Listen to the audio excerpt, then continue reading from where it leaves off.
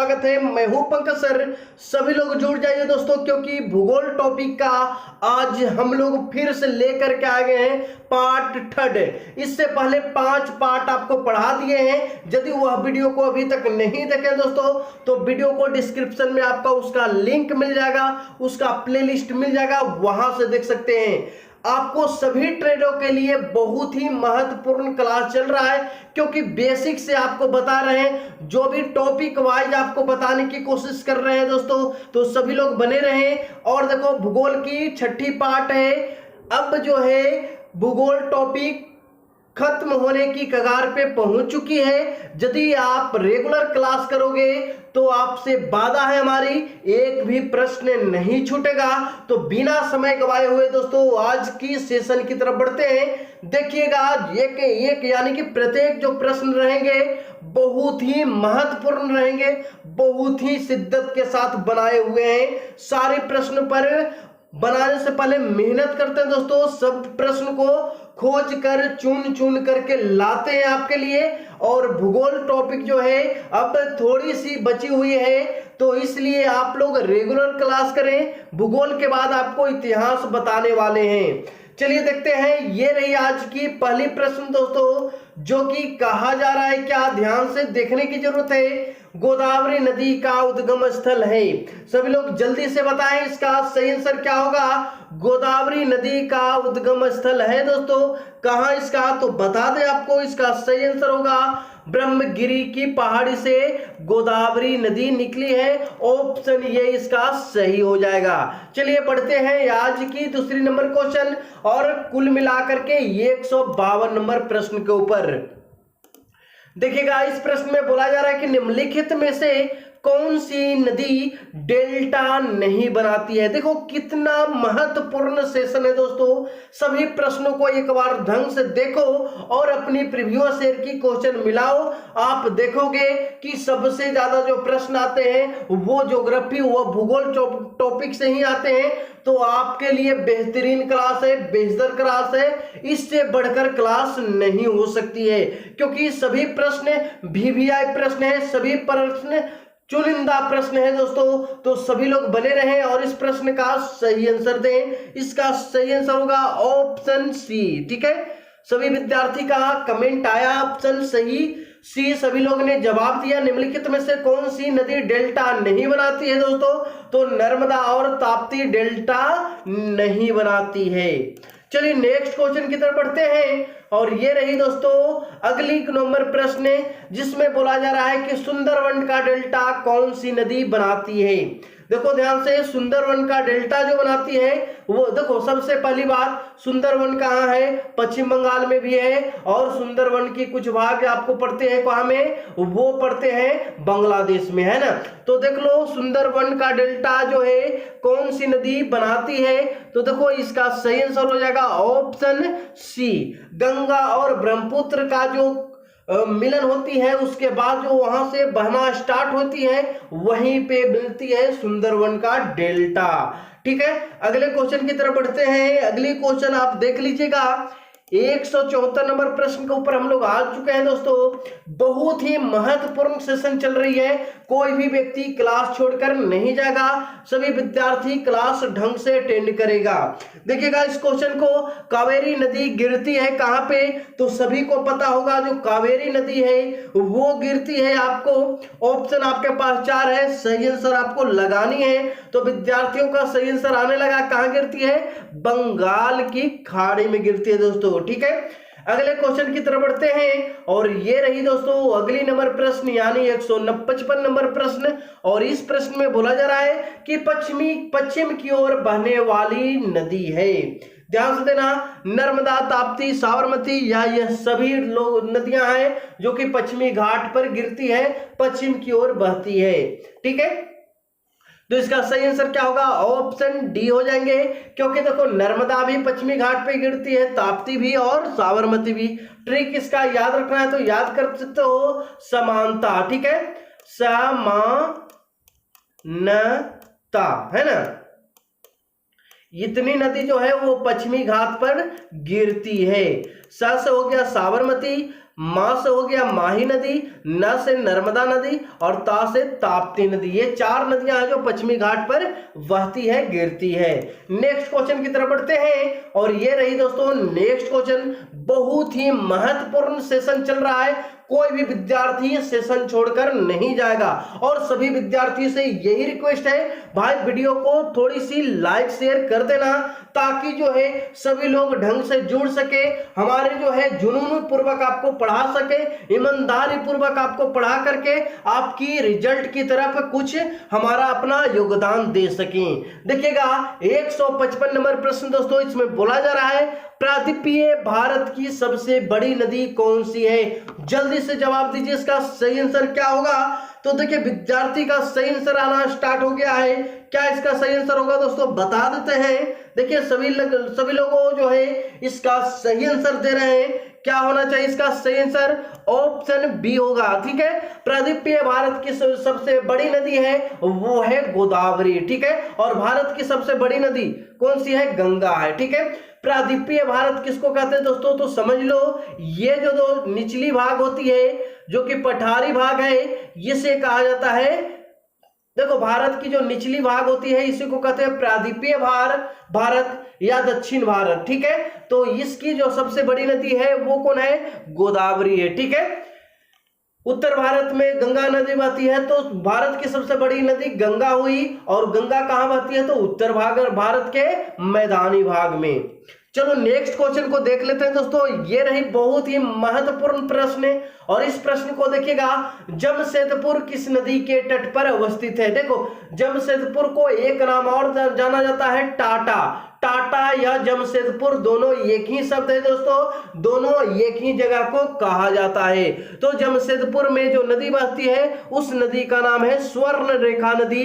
कहा जाता है कि इस नदी में आपको सोना बहता है, सोना का कण पाया जाता है बालू के साथ साथ। तो सभी लोगों को जानकारी होनी चाहिए। चलिए अगले क्वेश्चन की तरफ हम लोग बढ़ते हैं। 158 नंबर प्रश्न को देख लेते हैं दोस्तों, वो क्या कहता है।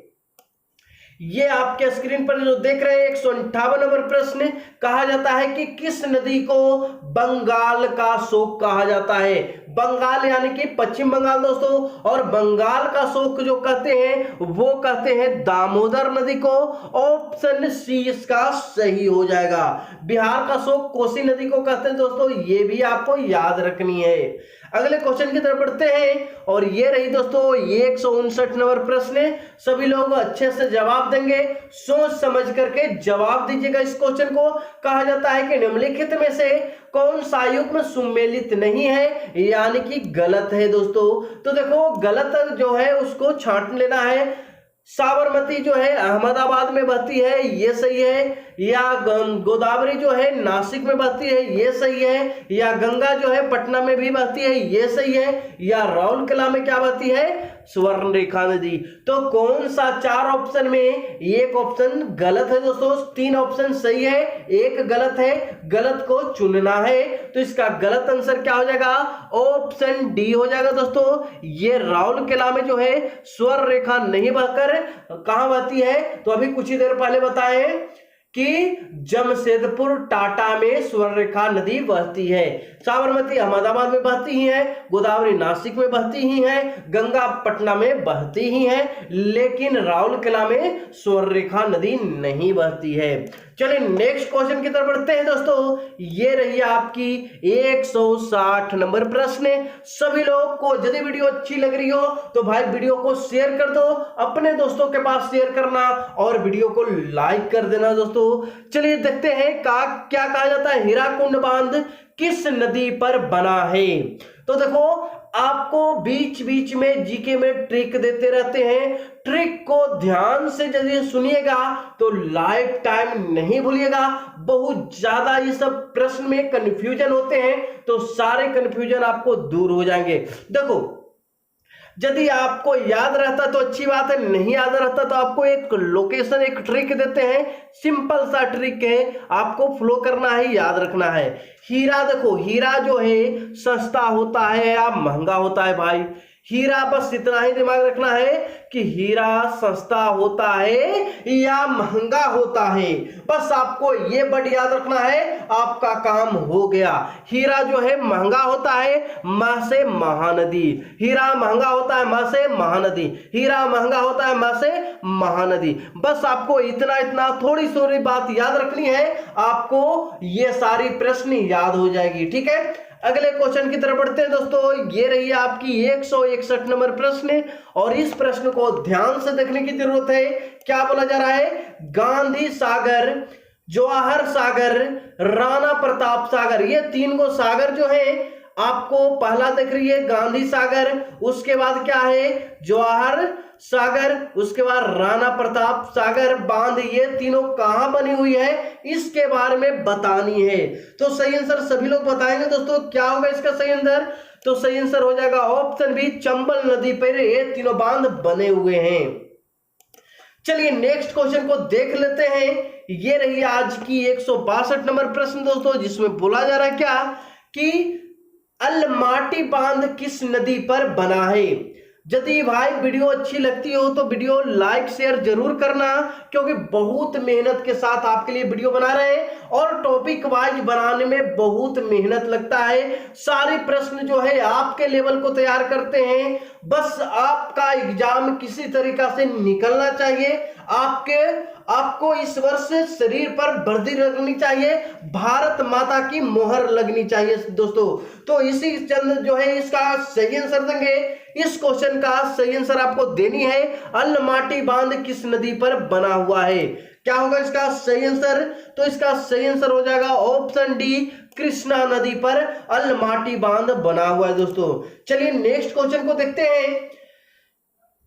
सबसे अधिक जो मेहनत लगती है दोस्तों वो टॉपिक बनाने में लगती है, क्योंकि देखो टेस्ट सीरीज करवाना सबसे आसान होता है, टॉपिक पढ़ाना सबसे हार्ड होती है, क्योंकि आपके लिए आपकी लेवल के लायक क्वेश्चन को चुनना, उसके बाद टाइपिंग करवाना है ना, तो बहुत ज्यादा मेहनत लग रही है। बस आपसे एक ही रिक्वेस्ट रहेगी, भाई थोड़ा इतना मेहनत हम भी कर रहे हैं तो आप भी थोड़ा मेहनत करो, वीडियो को शेयर कर देना। ठीक है, लोनार झील किस राज्य में स्थित है इसके बारे में बोला जा रहा है। तो लोनार झील का सही आंसर क्या होगा?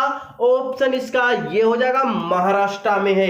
सारे प्रश्न महत्वपूर्ण है, वीवीआई है आपके एग्जाम के नजरिया से, तो सभी प्रश्न को आपको लिखना है, सभी प्रश्न को याद रखनी है। ठीक है, ये देख लो अगली क्वेश्चन।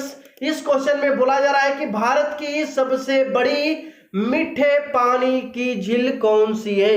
ध्यान से क्वेश्चन देखिएगा, मीठे पानी का झील बोल रहा है, तो मीठे पानी का झील बुलर झील है दोस्तों, और विश्व में सुपिरिया झील है। दोनों क्वेश्चन आपको एग्जाम में आते हैं, दोनों क्वेश्चन याद रखनी है। चलिए नेक्स्ट क्वेश्चन को देखते हैं। ये रही दोस्तों नेक्स्ट क्वेश्चन, 165 नंबर प्रश्न की तरफ बढ़ गए हैं, और इस प्रश्न में बोला जा रहा है टिहरी बांध परियोजना में निर्मित जलाशय का नाम क्या है। ध्यान से क्वेश्चन सुनिएगा, टिहरी बांध परियोजना में निर्मित जलाशय का नाम क्या है दोस्तों। टिहरी बांध कौन सा जलाशय पर बना हुआ है इसके बारे में जल्दी से बतानी है। तो क्या होगा? स्वामी राम तीर्थ सागर पर बनी हुई है कौन सी बांध? टिहरी बांध परियोजना। ठीक है, नेक्स्ट क्वेश्चन की तरफ बढ़ते हैं, और ये रही दोस्तों नेक्स्ट क्वेश्चन। देखिएगा, सरदार सरोवर परियोजना किस नदी पर बनाई गई है इसके बारे में बतानी है। तो देखिएगा, आपको बार बार बोल रहे हैं कि क्लास के साथ साथ थोड़ा थोड़ा आपको क्या करेंगे, ट्रिक भी देंगे। ट्रिक को यदि माइंड में रखिएगा तो आपका पढ़ना जो है, जिसमें थोड़ी थोड़ी कंफ्यूजन होती है वो दूर हो जाएगा। जैसे इस क्वेश्चन को देख लिया जाए, वीवीआई का स्क्वायर है दोस्तों, सबसे ज्यादा एग्जाम में पूछा गया प्रश्न कौन सा? सरदार सरोवर परियोजना किस नदी पर है। ये क्वेश्चन आर्मी के एग्जाम में बहुत बार पूछे गए हैं, और इसकी सही आंसर क्या होगी? सभी लोग को पता है नर्मदा नदी, है ना, नर्मदा नदी। अगर आपको याद रहती तो अच्छी बात है, नहीं याद रहती दोस्तों तो आपके लिए एक ट्रिक देते हैं। ट्रिक में देखिए, ट्रिक में जो भी बड़ प्रयोग किया जाता है वो प्रयोग जो है मजाक के रूप में बनाया गया है ताकि आपको सुनने में अच्छा लगे और याद भी हो जाए। तो देखो, कोई भी विद्यार्थी इस पर दुख होने की बात नहीं होना, दुख नहीं होना। जैसे यहां पर देखो सरदार, अब जो देख लो सरदार लोग को, सरदार यानी कि पंजाबी लोग जो होते हैं वो क्या करते हैं, अपने बाल को नहीं कटवाते हैं। बाल जो है बड़े बड़े क्या करते हैं, रखते हैं दोस्तों, और उसे बांध करके रखते हैं। अब आप लोग देखिएगा, ट्रिक बता रहे हैं, ट्रिक को सुनने की कोशिश करेंगे, इसका गलत अर्थ नहीं लगाना है, ठीक है। सरदार जो लोग होते हैं वो क्या करते हैं, अपने बाल को नहीं कटवाते हैं, बड़े बड़े बाल रखते हैं। और दोस्तों एक चीज आपको याद रखनी है, जो बड़े बाल रखते हैं दोस्तों, यानी कि आपकी घर में माँ बहन जो है उनका भी क्या रहते हैं, बड़े बड़े बाल रहते हैं। तो ऐसे हम लोग जानते हैं कि जिसका बड़ा बाल रहता है वो आमतौर लड़कियां या औरतें होते हैं, लेकिन सरदार लोग भी बड़े बाल रखते हैं, तो इसको भी हम लोग मान लेते हैं कि ये भी क्या है, लड़कियां या औरतें हैं। लेकिन भाई हकीकत का ये लड़कियां या औरतें नहीं है, ना ये क्या है, ना मर्द है दोस्तों और ना मादा है, या क्या है, नर्मदा है ना, नर्मदा है, नर है ना, मदा है, नर्मदा है। कौन सा, सरदार लोग। तो आपको याद रखना है सरदार सरोवर परियोजना किस नदी पर है, सरदार की बात आएगा, न नर है ना मदा है। ऑप्शन क्या हो जाएगा दोस्तों, ऑप्शन ये हो जाएगा। यदि वीडियो अच्छी लग रही है दोस्तों तो वीडियो लाइक कर दो, वीडियो शेयर कर दो दोस्तों, और आपको इसी तरीका से ट्रिक आगे भी देंगे, क्लास में बने रहो, ठीक है। चलिए अगले क्वेश्चन को देखते हैं। ये रही आपकी अगली नंबर प्रश्न, और इस प्रश्न में बोला जा रहा है दोस्तों, ध्यान से देखिएगा, किस राज्य की कुल भौगोलिक क्षेत्र के सबसे कम भाग पर वनों का विस्तार पाया जाता है। अब देख लो भाई, ये क्वेश्चन देख रहे हो और इस पर आपको ट्रिक देते हैं, लाइफ टाइम नहीं भूलोगे, ये मेरी गारंटी है, मेरी वादा है। आपको क्लास भी पढ़ना है, ट्रिक भी पढ़नी है, ताकि आपकी एग्जाम में कहीं कोई बाधा नहीं हो, आपकी क्लास जो बम्पर क्लास बन जाए, ठीक है। देखिएगा इस ट्रिक को बना रहे हैं कैसे आपके लिए। देखिएगा, कहा जाता है कि वनों का विस्तार सबसे कम है, यानी कि वनों वाला राज्य दोस्तों, कौन से भारत के राज्य है जिसमें वनों की संख्या सबसे कम है, तो कौन सा होगा, ऑप्शन डी हो जाएगा, हरियाणा। अब देखिएगा ट्रिक क्या बनाए हैं, ध्यान से देखिएगा, सभी लोग देखेंगे, लेकिन बार बार बोल रहे हैं, कोई भी विद्यार्थी बुरा नहीं मानेगा, किसी भी राज्य को हमें ठेस पहुंचाना नहीं है दोस्तों। देखोगे हरियाणा की बात हो रही है, हरियाणा है ना, हरियाणा की बात हो रही है, तो आपको बताते हैं, एक शब्द आपको याद रखना है, हरियाणा में हरियाली कम है, ठीक है, हरियाली याद रखनी है। और देखो यहां से दो ट्रिक आपको निकल के दो क्वेश्चन आएगा, हरियाणा में हरियाली कम है दोस्तों, बस आपको इतना ही याद रखना है, हरियाणा में हरियाली कम है। हरियाली का मतलब क्या होता है, पेड़ पौधा, और पेड़ पौधा का मतलब क्या होता है, वन, है ना। तो हरियाणा में वनों की संख्या क्या है दोस्तों, कम है। और एक चीज याद रखिएगा, हरियाणा में हरियाली कम है। जैसे बताते हम अपने ऑफलाइन क्लास पढ़ा रहे थे दोस्तों, तो छुट्टी जैसे ही दिए अपने क्लास को, बाहर में हम जैसे ही गए, लड़का लोग जा रहा था, ठीक है, आप ही के जैसे लड़के लोग क्या हो रहे थे, एक गली से जा रहे थे और वो साइड से बहुत सारी लड़कियां आ रही थी, है ना।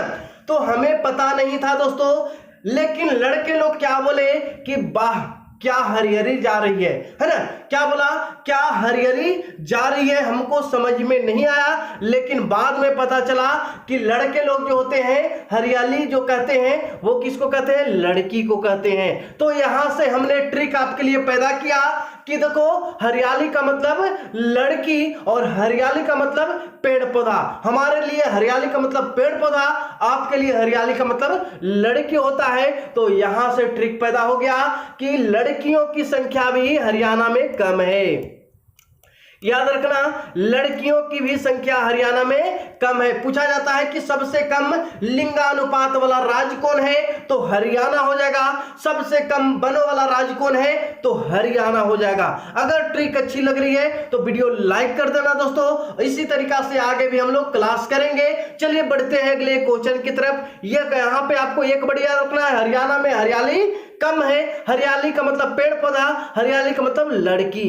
दोनों क्वेश्चन क्लियर हो गया, तो अगले क्वेश्चन की तरफ बढ़ते हैं। देखिएगा ध्यान से, ये रही आपको 168 नंबर प्रश्न दोस्तों, जिसमें बोला जा रहा है फूलों की घाटी स्थित है। तो देखो, फूलों की घाटी जो है चमोली में है। कहां में है?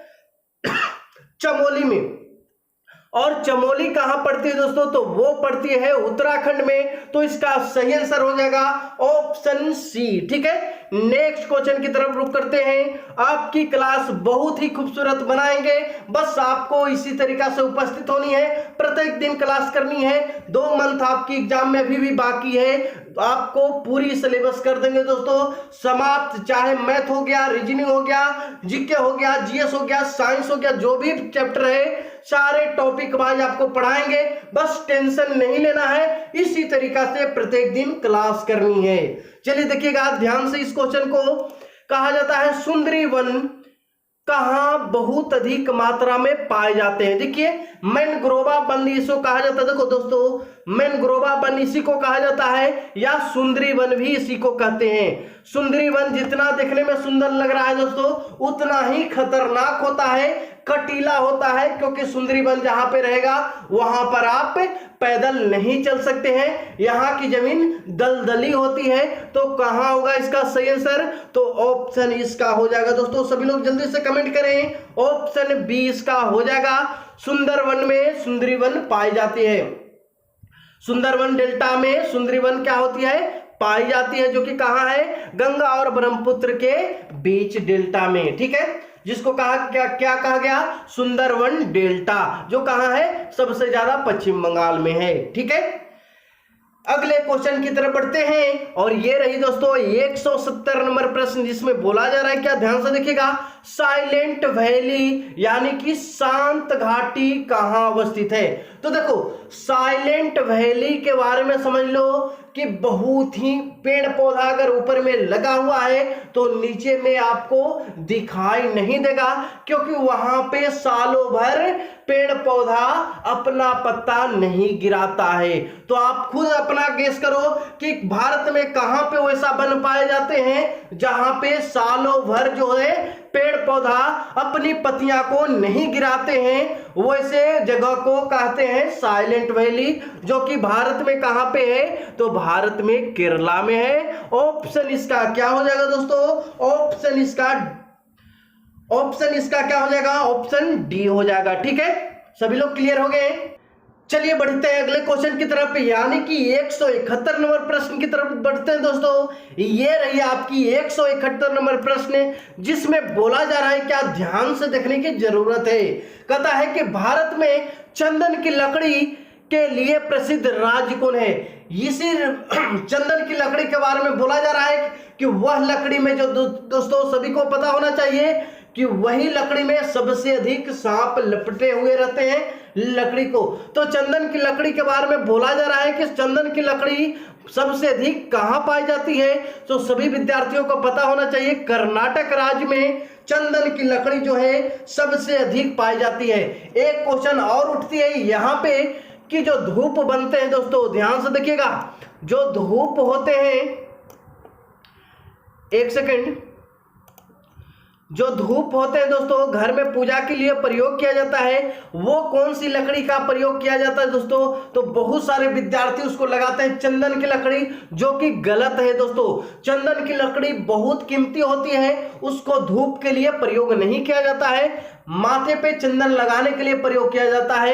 चंदन की लकड़ी का नहीं, बल्कि देवदार की लकड़ी का धूप का प्रयोग किया जाता है। जो घर में पूजा करने के लिए धूप बनाए जाते हैं वो देवदार की लकड़ी को होती है। ठीक है, अगले क्वेश्चन की तरफ बढ़ते हैं, ध्यान दीजिएगा। 172 नंबर क्वेश्चन को देख लीजिएगा। ये है आपकी 172 नंबर क्वेश्चन दोस्तों, जिसमें बोला जा रहा है क्या, उष्णकटिबंधीय आर्द्र सदाबहार वन कहां पाए जाते हैं? ध्यान से देखिएगा, उष्णकटिबंधीय आर्द्र सदाबहार वन कहां पाए जाते हैं दोस्तों? तो इसका सही आंसर हो जाएगा, सदाबहार का मतलब सभी दिन वृक्ष में पत्ती होना, तो कहां हो जाएगा? केरला साइड, जो कि प्रायद्वीपीय पठार पे कहा जाता है। ऑप्शन क्या हो जाएगा? ऑप्शन डी हो जाएंगे। ठीक है, अगले क्वेश्चन की तरफ बढ़ते हैं, ध्यान दीजिएगा।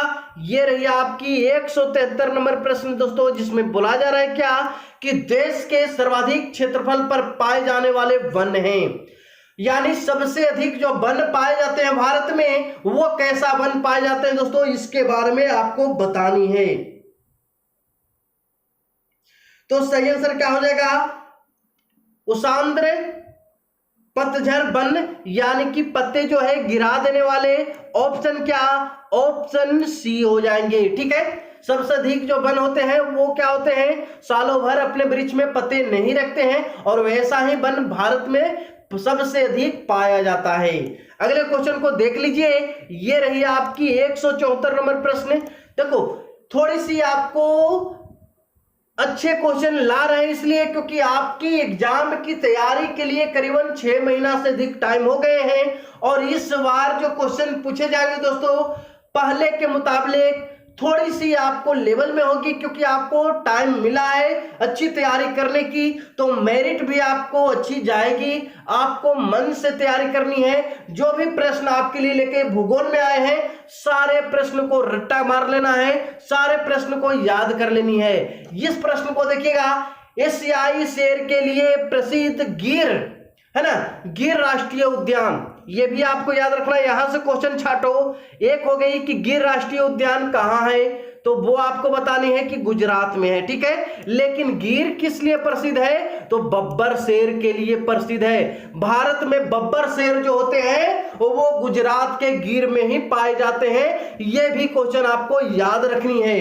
ठीक है, नेक्स्ट क्वेश्चन को देखिएगा, ये रही आपके अगली नंबर प्रश्न, जिसमें बोला जा रहा है दोस्तों, ध्यान से देखने की जरूरत है, भारतीय गेंडे कहां पाए जाते हैं? ध्यान से देखना, एक सिंह वाला गेंडा हो गया या गेंडे हो गए, सारे एक ही जगह होंगे। कहां पे? काजीरंगा अभयारण्य, जो कि आसाम में पड़ते हैं, वहां पे एक सिंह वाला गेंडे पाए जाते हैं या भारतीय गेंडे पाए जाते हैं। ठीक है, ये भी क्वेश्चन आपको याद रखनी है, बहुत बार एग्जाम में आया हुआ है। अगले क्वेश्चन को देखिएगा, ये रही आपकी नेक्स्ट क्वेश्चन दोस्तों, जिसमें बोला जा रहा है क्या कि सुल्तानपुरी पक्षी अभयारण्य किस राज्य में स्थित है? ये भी बहुत महत्वपूर्ण क्वेश्चन है, और ये क्वेश्चन आपको पूछे हुए हैं, तो आपको सही जवाब दे देनी है। इसका भी जल्दी से सभी लोग जवाब दें। दिल्ली के एग्जाम में ये क्वेश्चन आपको पूछा गया था, जो कि इसका सही आंसर होगा ऑप्शन सी, हरियाणा। ठीक है, हरियाणा राज्य में सुल्तानपुरी पक्षी अभयारण्य स्थित है। अगले क्वेश्चन को देख लिया जाए दोस्तों, ये रही आपकी नेक्स्ट क्वेश्चन, इसका भी आपको सही जवाब दे देनी है, जल्दी जवाब देनी है। क्या बोला है? निम्नलिखित में से कौन सा अभयारण्य जंगली हाथियों के लिए प्रसिद्ध है? ध्यान दिए, जंगली हाथियों के लिए प्रसिद्ध अभयारण्य का नाम बताओ जल्दी से। तो देखो, केरल साइड में जो पेरियार है अभयारण्य, वहां पे आपको क्या पाए जाते हैं? जंगली हाथी पाए जाते हैं सबसे अधिक मात्रा में।